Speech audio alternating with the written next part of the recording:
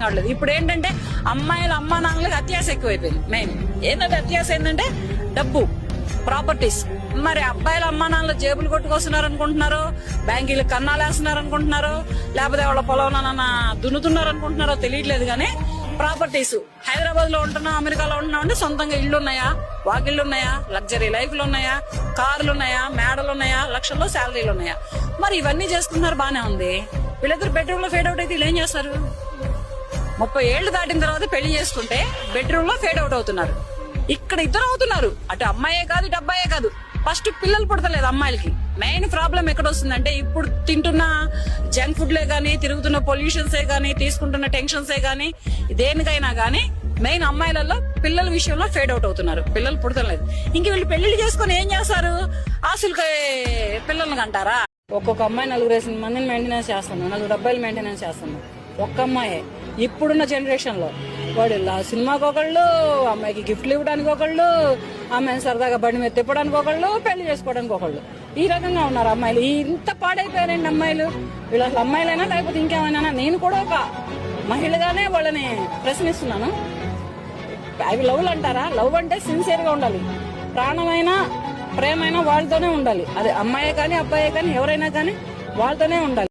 ఏంట్రా ఊర్లో అందరి దగ్గరికి వెళ్తావు, నాకే ఎందుకు రావును?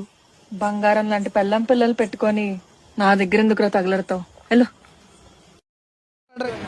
నిజంగా చెప్తున్నాను, అసలు ట్రూగా ఉంటారు అబ్బాయిలు. నేనైతే అబ్బాయిల కోసం ఎందుకు చెప్తున్నా అంటే నేను చూసాను, అమ్మాయిలు కూడా ఉంటారు అనుకోండి. కాకపోతే ఇప్పుడు జనరేషన్ లో అమ్మాయిలు చాలా మారిపోయారు. కాదు, ఇంతలా ఎందుకు ఆవేదన చెందుతున్నావు? ఎటువంటి లవ్ కాబట్టి నాకు ఎమోషనల్ వచ్చేస్తుంది. పడ్డారు ఆల్రెడీ? చాలా గట్టి పడిపోయాను. అయ్యా, దెబ్బలు తగిలినా? ఇదిగా అయ్యి బాబు, అవునా?